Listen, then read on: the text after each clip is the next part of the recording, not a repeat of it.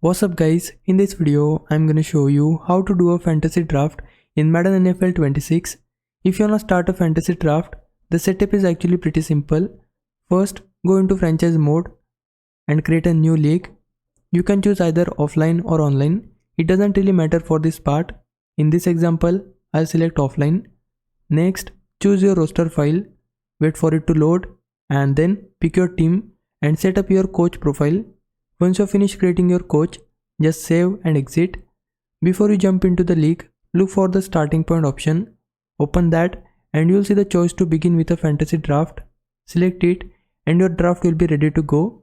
You can also check your league settings beforehand if you want to customize anything like gameplay sliders, traits or difficulty. Once everything looks good, select the first option to begin and your fantasy draft will start immediately. That's all you need to do to set up a fantasy draft in Madden NFL 26. Hope this helps. If it did, please like this video and subscribe my channel. For now, thanks for watching. Bye bye.